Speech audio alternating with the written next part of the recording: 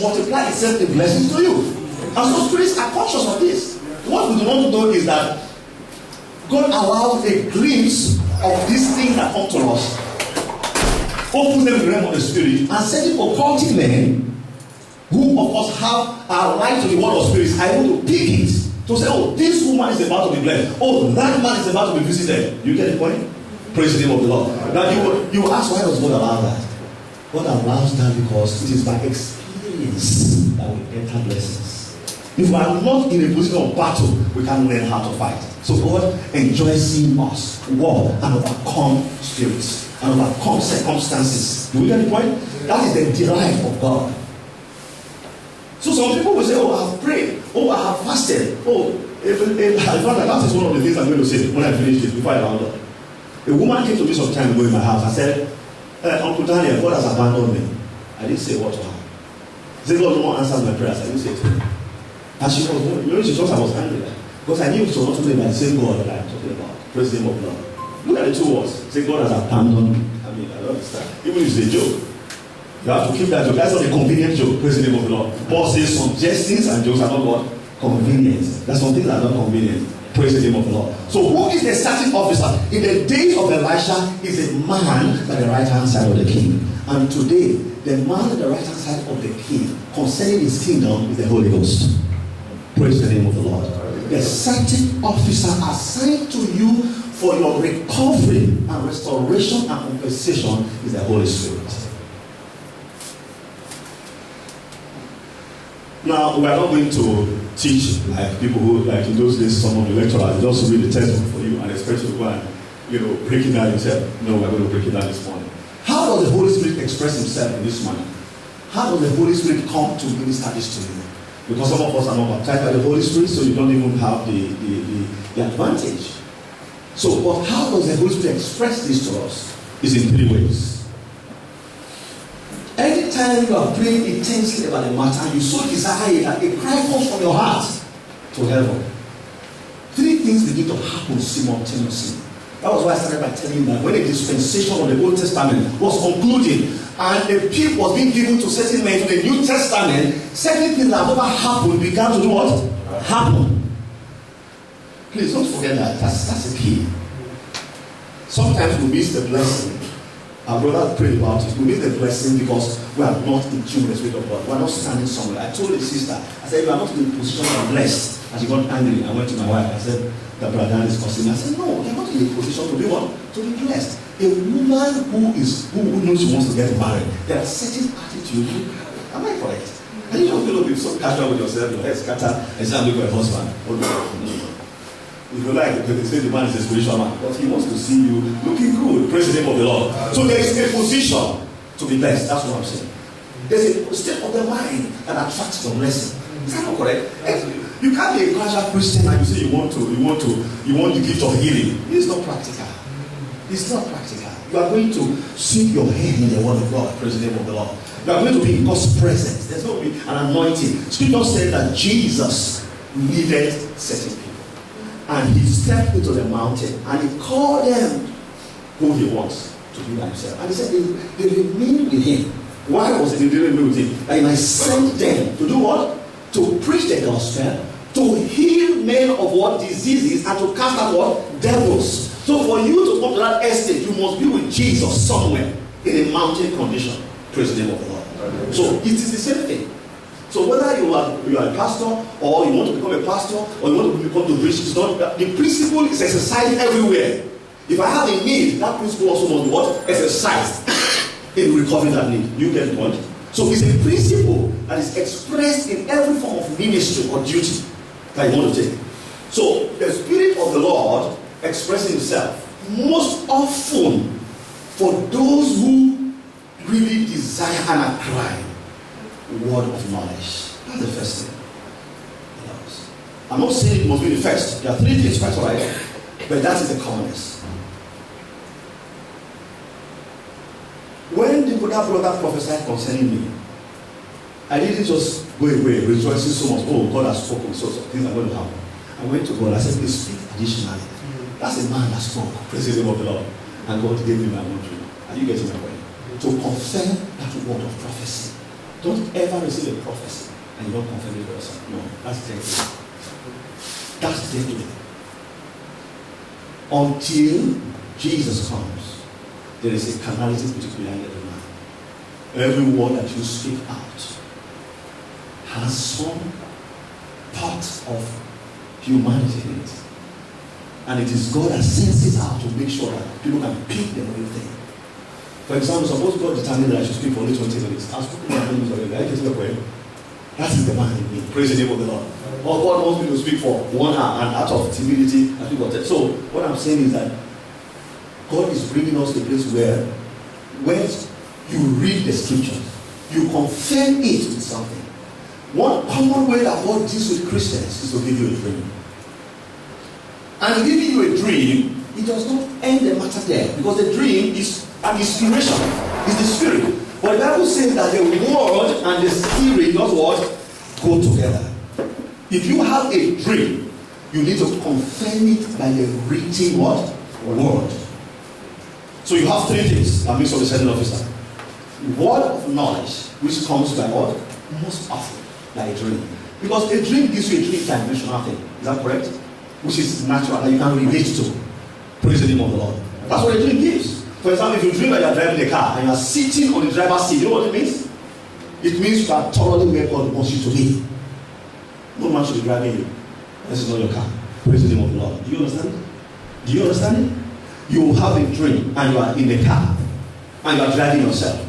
God is telling you that you are in the right place to be blessed. Because the windscreen before you can see anything that is in front.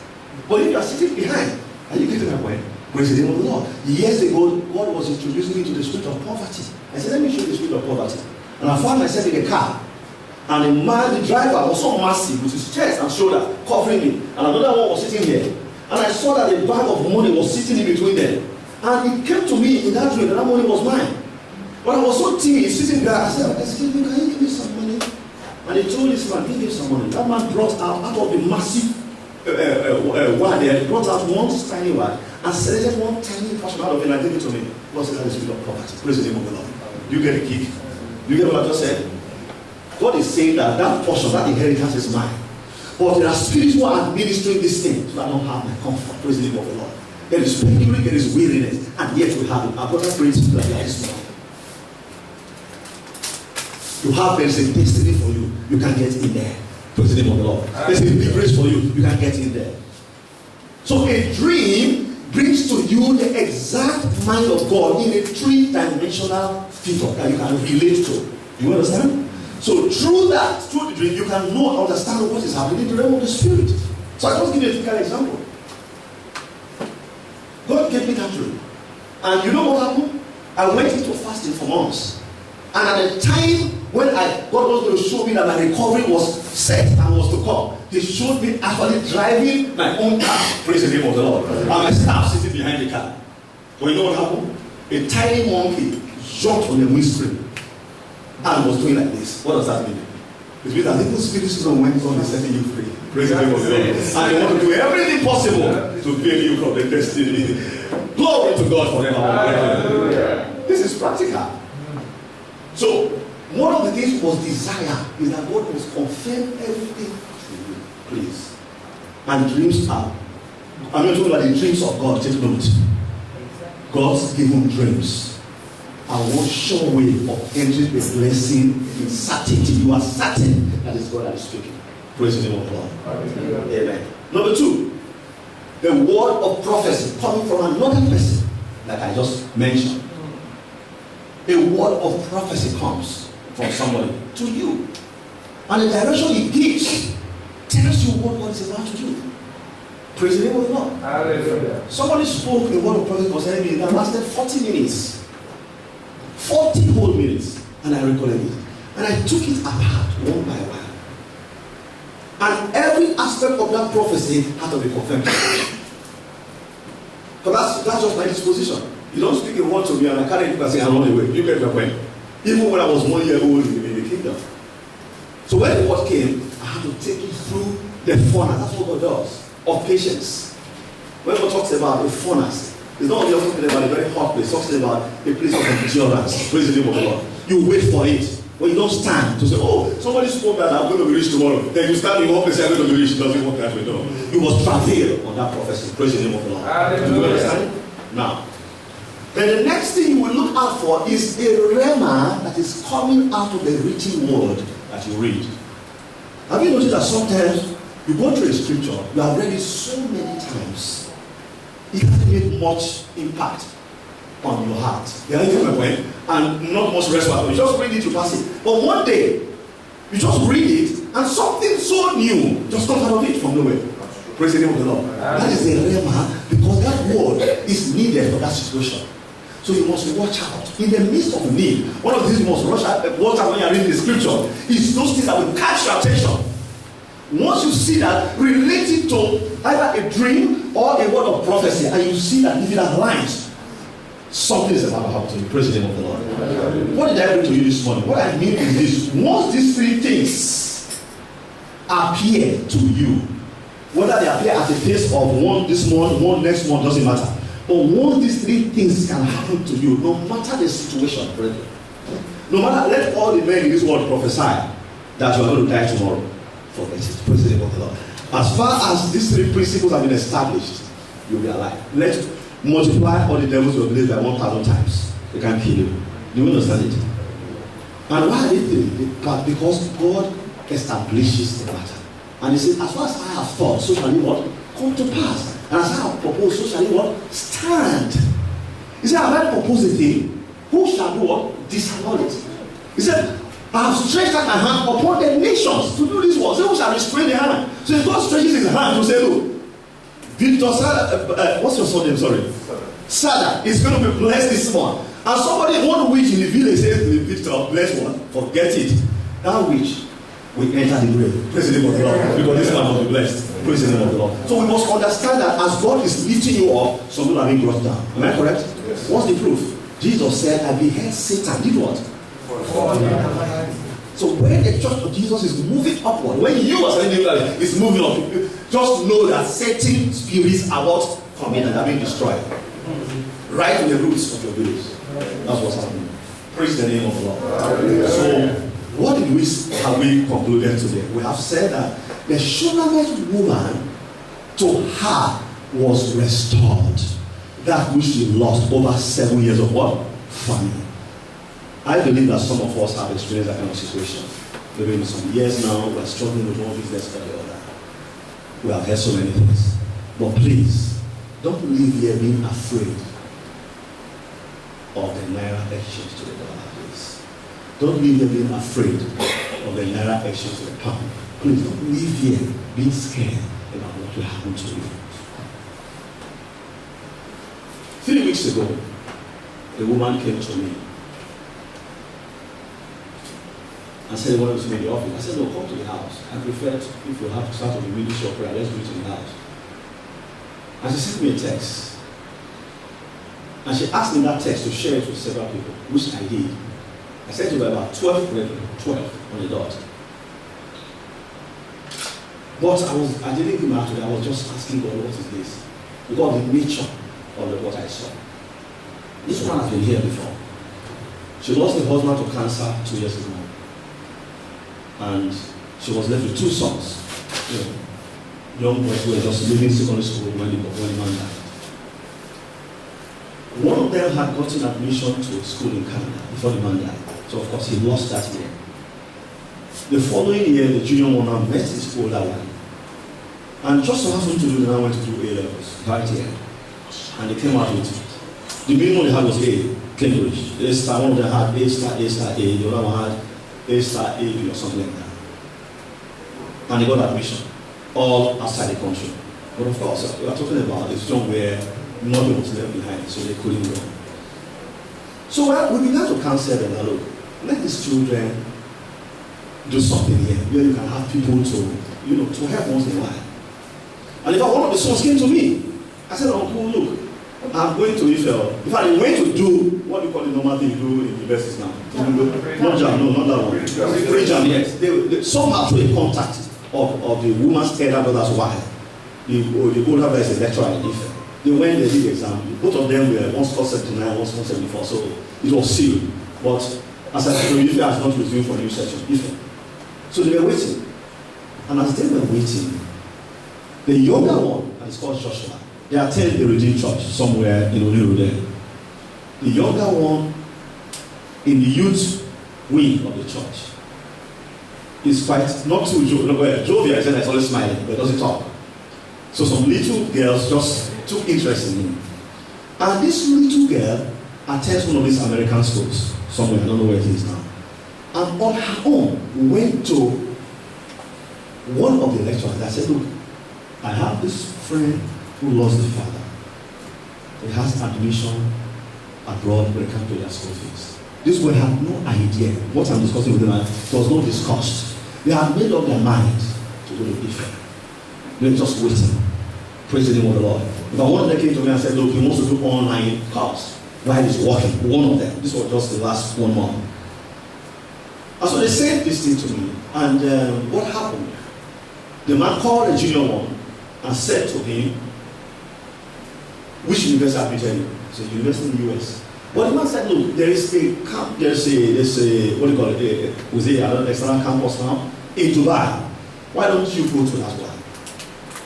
So the man, this white man wrote a letter to that university and they gave this man 45%, what do you call it now, scholarship. But of course, when you say I give somebody 45% scholarship, what happens if 55%? So it was as if it was like, well, there are people who are at rock bottom. Praise the name of the Lord. Now, within this short period that this student was doing this, the classmate of the older one are already in final year in the UK. I know this one happened to be a lady too, a young girl, like them, about 19. And she called this one and said, Victor, what have you been doing? So Victor told her what he has gone through. And this young girl went online and found something. Who has said that? GoFundMe. Now I've never heard of it before. I'm telling you, I almost drink it in the meantime, but I've never found it. And they did it for them there. They didn't do it here. Those girls did it for them. And in 3 days, there was a donation of £3,500. In 3 days, 5 days. So it was after the 5 days that the mother didn't even know when they put their photograph there. Because the mother was so angry. Why do you want to disgrace me? Why do you have to show my picture to the whole world? Praise the name of the Lord. So when she saw what happened, she said, well, let not be that he's going against God in this matter. If these children, if it is God's liberation, let him walk his house. Praise the name of the Lord. As I'm talking to you, within that week, to go to church was a problem. To leave VGC for church was a problem. I don't want to give you all the details, but I'm bringing this because we need to understand what you have said this morning.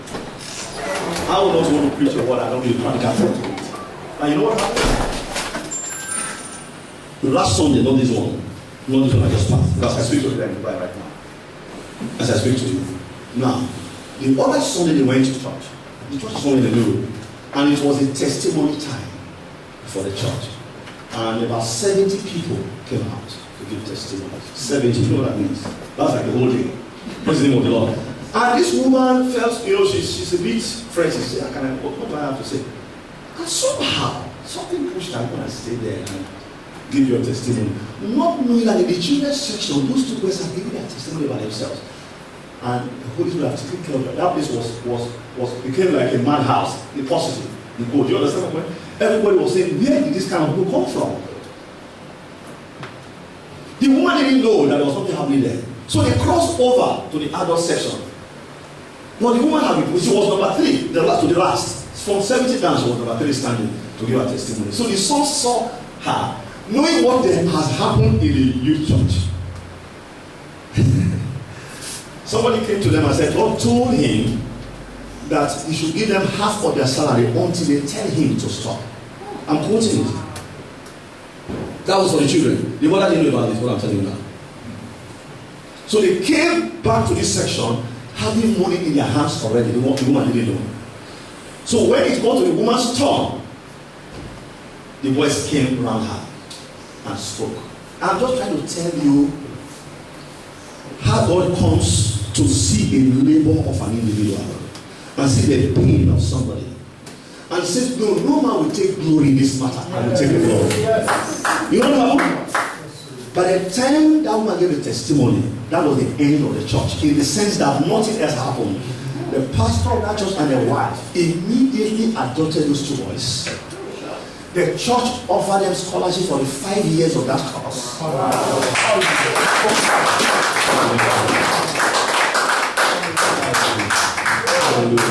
Hallelujah.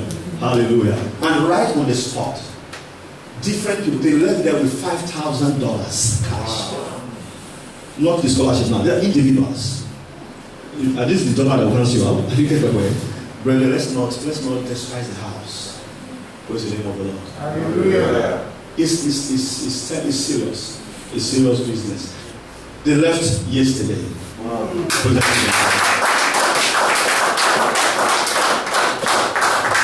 It's a compensation that you cannot. I can tell you what she has gone through, but I'm more humbled by the boys, not even her. I can tell you that. But those boys, the only friend they have are my children. And I know how humble they are. I knew it. But I just couldn't put myself. Let me be honest with you. People tell me that I'm a man of faith. But I've never been so challenged. I went. They came to my house. They drove straight to my house. They said, Uncle must hear this. When I saw them, somebody told me that something drastic has taken place. But I couldn't pick it. I couldn't touch it. When they finished this, I was like a baby. I said, I have no restrictions. And I stood up and my brother, look, I blessed God from my soul. I was lifted up from the ground. I'm telling you the truth. I could not feel my presence on the earth. The mother was crying, everybody was. And I said, God has just started something in the church that will dumbfound men. Please don't allow your problem overwhelm you. Remain in the place of endurance. Remain in the place of patience.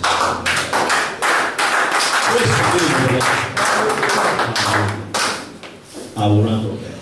And I just want to pray a short prayer before I sit down. Father, we declare today that you are the only holy God. When you said to Israel, I am thy holy one, you meant that whatever is Israel's trouble, you are able to deliver. Whatever is Israel's need, you are able to meet. Whatever will come against Israel, you are able to defend. So when you say, I'm thy holy one, you are saying that all your needs are within my purview. They are laid bare before me. Your days are laid bare. Your times are laid bare. Your weeks are laid bare. Your times of labor are before me. That is what it means. So God says to us, brethren, this morning, that I am thy holy one. Say the Lord. Because he can meet every need, no matter how diverse they are, no matter how deep they are. When the depth is so deep that they can sink a ship, God says, I'm thy holy one. He said, fear not, walk Jacob. I will help thee. Hallelujah. I will strengthen thee. I will uphold you with my right hand of righteousness.